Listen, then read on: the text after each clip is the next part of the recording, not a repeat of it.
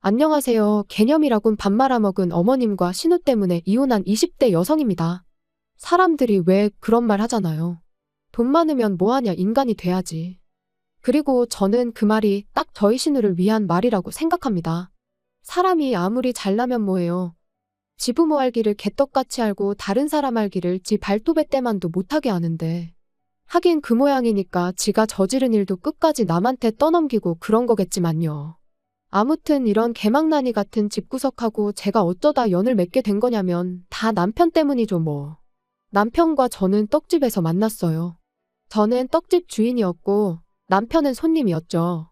그리고 여담이지만 제가 20대의 이른 나이에 떡집을 운영하게 된 건 원래는 저희 어머니가 떡집을 운영하셨거든요.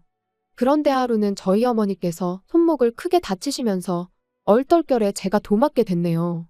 그런데 생각보다 제적성에 잘 맞아서 지금까지 하고 있고요. 남편하고는 궁합도 안 본다는 4살 차이라 그런가 사귄 지 1년 만에 결혼 이야기가 나왔습니다. 그런데 제가 결혼한다고 하니 주변에서 이런저런 말들이 많대요. 아직 한참 어린데 뭐하러 벌써 가냐. 이 남자 저 남자 만나보고 해도 늦지 않는다.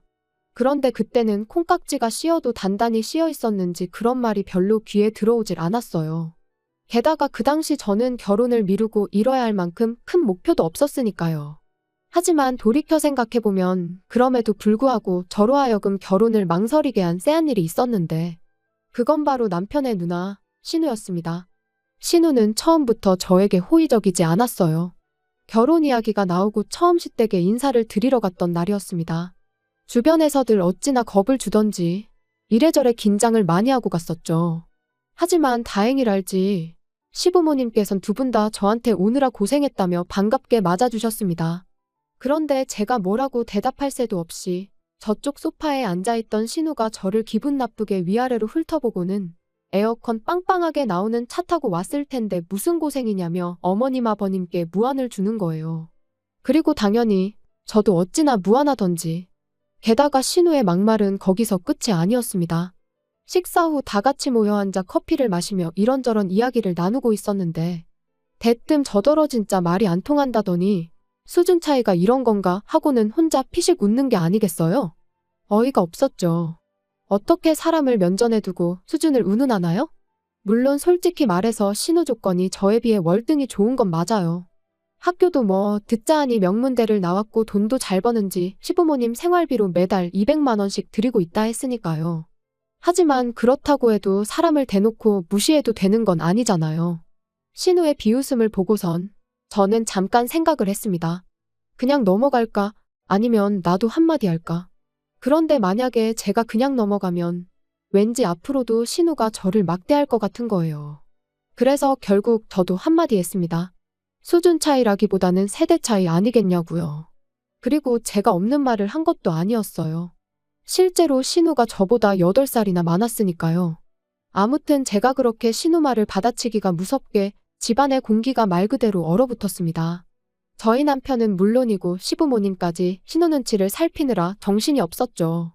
게다가 신우는 신우대로 저를 노려보고는 무식한 건 알았는데 싸가지도 없다면서 성질을 내더니 문을 쾅 닫고는 자기 방으로 들어가대요. 그리고 그날 저는 남편에게 헤어지자 했습니다. 벌써부터 선 넘는 신우도 신우지만 그런 신우한테 시부모님은 물론이고 당신마저 한마디도 못하는 걸 보니까 답이 없다 싶다고요. 그랬더니 남편은 원래 성격이 저 모양인 걸 이제 와서 어쩌겠냐며 계속해서 저한테 좀만 이해해달란 식이었습니다. 정말이지 너무 한심했어요. 그래서 나는 당신 하나만 보고 결혼을 결심했는데 지금 이런 모습을 보니 정말 실망스럽다고 다시 한번 헤어지자 했죠. 그랬더니 남편이 전에는 보여준 적 없는 말 그대로 절박한 얼굴을 하고는 알겠답니다. 자기가 무슨 수가 있어도 신우가 저한테 함부로 못하도록 확실히 해두겠다나요. 하지만 결론부터 말하자면 남편의 그 약속은 이뤄지지 못했습니다. 저희가 결혼한 직후 시댁 내 신우의 영향력이 더더욱 커져버렸거든요. 그래서 그때부턴 정말 시부모님이 신우 말이라면 꼼짝을 못하시는 상황이 되었죠. 그리고 그걸 실감한 건 결혼한 지 한 달 만에 찾아온 추석 때였습니다. 아시다시피 명절은 떡집 대목이에요. 특히 명절 전날과 당일 점심 무렵까지는 정말 물 한 모금 마실 틈도 없이 바쁜데 그도 그럴 것이 평소에는 떡을 안 먹는 사람들도 명절에는 기분이라도 내려고 떡을 사가니까요. 그런데 마침 또 저희 시댁은 제사를 안 지내거든요. 그래서 남편에게 알다시피 명절이 떡집 장사 대목이지 않냐. 그래서 말인데 명절 당일 점심까지는 일 좀 하다가 시댁에 가면 안 되겠냐 물었습니다. 그랬더니 다행히 남편이 흔쾌히 그러자대요. 원래 시댁은 명절에 음식 같은 것도 안 한다면서요. 그래서 남편에게 하나 더 부탁을 했습니다. 당신이 어머님께 전화해서 얘기 좀 잘해달라고 말이죠. 그리고 그렇게 부탁을 한 건 제 나름대로 합당한 이유라고 생각했지만 그래도 어머님한테 미운 털 박힐까 걱정이 됐거든요. 그리고 마침내 명절 당일 그날도 새벽부터 일어나 열심히 일을 하고 있었는데 신우한테 전화가 걸려왔습니다. 그런데 어찌나 이른 시간이던지 그래서 저는 솔직히 무슨 급한 일이라도 생긴 줄 알았어요. 하지만 신우는 그저 짜증스러운 목소리로 다짜고짜 언제 오냐는 소리만 해댈 뿐이었습니다. 그리고 전 어머님께 못 들으셨냐 오늘 점심 장사까지 하고 간다고 대답했는데 신우가 저더러 미쳤냐대요. 어디서 배워먹은 버르장머리길래 명절 당일날 온다는 말을 그렇게 뻔뻔하게 하느냐고. 너 우리 집이 우습냐는 거예요. 그리고 기가 막혀서 순간 말이 안 나왔는데 그 사이에 상대가 신우에서 어머님으로 바뀌어서는 어머님까지 화를 내기 시작하셨습니다. 네 친정에서 그렇게 가르쳤냐 벌써부터 우리 집을 무시하냐. 분명히 남편이 어머님이랑 통화 잘했다고 했고 어머님이 허락하셨다고 했는데 왜 이러시나 싶은 게 어안이 벙벙하더라고요. 통화가 끝나기가 무섭게 그 길로 남편에게 쫓아갔습니다. 그리고 남편에게 좀 전까지 신우와 어머님이 저에게 퍼부은 막말을 들려줬지요. 그랬더니 남편이 정말 황당하단 표정으로 저를 보면서 오히려 왜 그러냐며 이유를 묻는 거예요. 그래서 낸들 알겠냐고 정말 짜증난다 했더니 자기가 좀 짚히는 구석이 있답니다. 그리고는 미안하다면서 집에 가면 알게 될 건데 너무 충격받지 말라나요? 그리고 그렇게 점심 장사를 마치고 시댁으로 향하는데 솔직히 기분이 너무 안 좋았어요.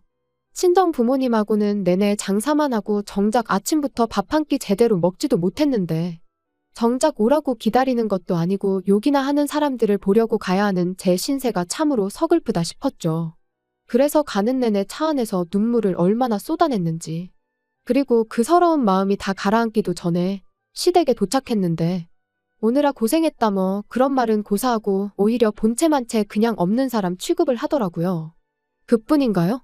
어머님은 아예 날 다세고 오지 그랬냐면서 비꼬기까지 하셨으니 올라오는 울분을 꾹꾹 누르며 싸간 음식을 하나씩 풀어놓기 시작했습니다. 어쨌든 처음 같이 보내는 명절이니 어떻게든 잘 버텨봐야지 그런 마음으로요. 그런데 그때 신우가 옆에 와선 힐끗 보더니 장사하고 남은 거 싸온 거냐면서 이상한 냄새가 난다고 호들갑을 떠는 거예요. 그리고 그 모습까지 보고 나니 솔직히 저도 더는 가만히 있을 수가 없었습니다.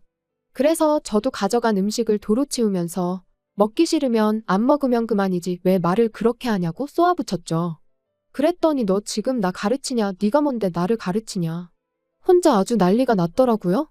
그리고 저도 그때는 이러다 머리채 잡아도 난 모른다는 각오였는데 어디선가 어머님이 불이 나게 저희 둘 사이로 뛰어오셔서는 왜들 그러냐며 그만둬라 하시더니 제 손목만 잡아채시곤 얘기 좀 하자며 방으로 저를 끌고 들어가셨습니다. 그리고 제가 너무 억울하고 분해서 이 손 놓으시라고 하자마자 어머님께서 생각지도 못한 행동을 보이셨어요. 어머님이 방문을 잠그시더니 제 손을 양손으로 꼭 쥐시고는 미안하다 하셨거든요. 신우 성격이 별나서 그런 거니 저더러 좀 참으라고요. 그리고는 치사하고 더러워도 어쩌겠냐면서 집에 왔을 땐 그냥 신우 말이라면 내내하고 비위 좀 맞춰주라고.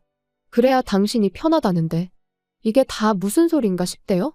그리고 제가 상황 파악을 하느라 정신이 없던 와중에 어머님은 다시 큰 소리로 마치 밖에 있는 신우가 들으라는 듯이 너 왜 네 신우를 열받게 하냐며 저한테 호통을 치셨습니다. 말 그대로 생쇼를 하신 거지요. 그리고 그 멍청한 생쇼를 한 10분쯤 하고 나왔더니 신우가 실실 웃으면서 저를 쳐다보대요. 한 손엔 제가 가져온 떡을 들고서 말이죠. 그리고 이후로도 시댁에선 멍청한 생쇼가 번번이 반복되었고 그럴 때마다 정말 현타가 장난이 아니었어요. 하지만 어머님도 남편도 제가 그래야 가정의 평화가 유지된다 하니 참으로 기가 막힐 뿐이었습니다. 그리고 사실 저도 저지만 저는 어머님이 너무 불쌍하더라고요. 생활비 때문에 딸 눈치를 보느라 생쇼를 하시는 그 심정이 오죽할까 싶어서요. 그리고 아닌 게 아니라 어머님이 먼저 저에게 신우흉을 보는 일도 많았습니다. 딸이나 되니까 참고 살지. 정말 치사하고 더럽다면서 말이죠.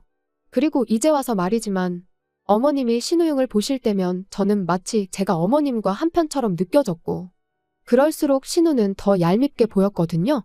그런데 결국 세 사람 중 제일 멍청하고 한심한 사람은 저였어요. 어머님한테 결국 저는 딸인 신우와는 비할 수 없는 하찮은 존재나 다름없다는 걸 알게 되었으니까요. 제가 신우 말이라고 해도 고분고분 들어주지 않는다는 걸 알게 되신 시부모님께선 언젠가부터 시댁에 저를 자주 오게 하지 않으셨습니다. 그리고 저로서는 그런 시부모님의 조치가 무척 만족스러웠지요. 그런데 그날은 어째서인지 기니 할 이야기가 있어서 그러니 남편하고 주말에 내려오라며 연락을 해오셨더라고요. 그래서 토요일 아침 남편과 같이 시댁에 갔는데 해가 서쪽에서 뜬 것도 아니고 웬일로 신우가 현관문을 다 열어주면서 오느라 고생했다는 말을 하는 거예요. 게다가 그뿐만이 아니었습니다. 제가 평소처럼 부엌으로 향하니 아니라고 자기가 갖다 주겠다며 저더러 소파에 앉아서 쉬고 있으라나요? 사람이 죽을 때가 되면 하는 짓이 달라진다더니 어디가 아픈가 싶고 별 생각이 다 들었죠. 그리고 아니나 다를까. 어머님이 얘기 좀 하자시더니 다짜고짜 부탁할 게 있다며 이유불문하고 저희가 들어줬으면 좋겠다셨습니다. 그래서 도대체 무슨 일이시냐. 일단 말씀을 해보셔라 하니까 잠깐만 기다려라 하시더니 안방문을 두드리시며 나오라고 하시대요. 그리고 그렇게 안방에서 나온 건 5살 정도 돼 보이는 신우랑 저희 남편을 쏙 빼닮은 어린 남자아이였어요. 그래서 제가 설마 하는 눈빛으로 남편을 쳐다보니 저더러 무슨 생각을 하는 거냐면서 자기 애 아니라는 거예요. 그리고 알게 된 사실은 충격이었습니다. 신우가 몇 년 전 회사 일로 외국에서 한동안 지냈었는데 그때 꽤나 자유분방한 생활을 했었던 모양이더라고요. 연애도 하고 동거도 하고 애도 낳고. 그런데 이제 애를 맡아 키우던 아빠란 사람이 사고로 죽었대요.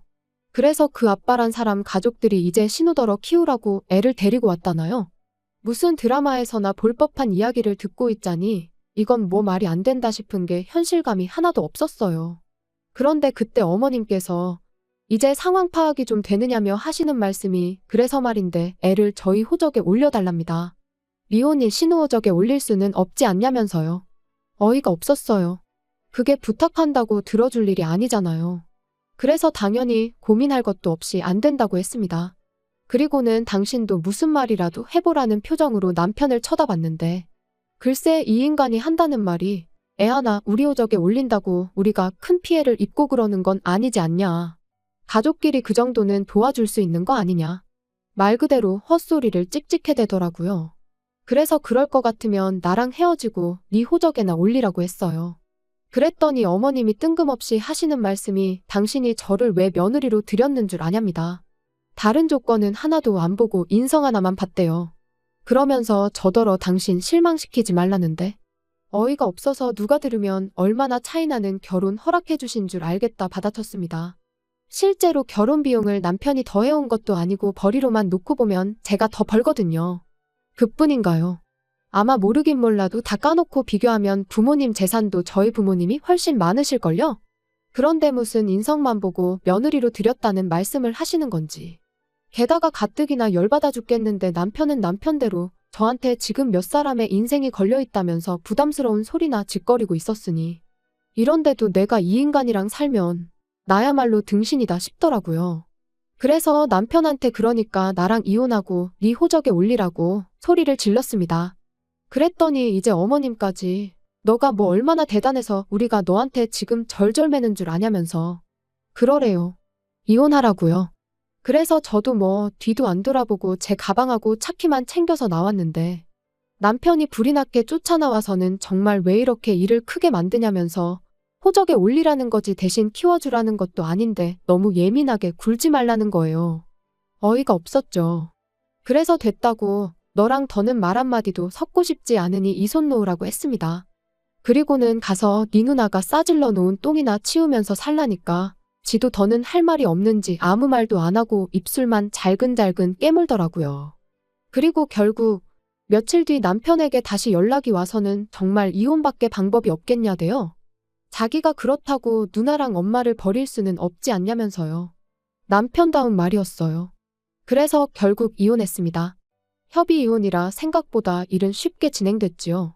그리고 남편이 나름대로 그간 자기 누나랑 엄마 때문에 제가 마음고생한 건 알고 있었다면서 미안하다더니 재산 분할할 때 양보를 좀 하더라고요. 물론 같이 산 세월도 얼마 안 되고 그래서 공동재산이랄 것도 많이 없긴 했지만요. 그리고 마지막 만났을 때 하는 말이 애는 시부모님 호적에 올리기로 했답니다. 그래서 저도 모르게 그게 정말 되냐고 물었거든요. 그랬더니 잘난지 누나가 어디서 방법을 알아왔다나요. 아무튼 그래서 이혼도 했고 지금은 떡집이래만 말 그대로 올인 중입니다. 지나간 시간을 생각하면 처음부터 결혼을 하지 말았어야 한다는 후회도 들지만 이제와 후회한들 저한테 득될 것도 없고 그래서 인생 공부했다 생각하고 정신승리 중이에요. 어떻게 마무리해야 하나 싶은데 아무튼 하루하루 또 최선을 다해 살다 보면 좋은 날이 오지 않을까요?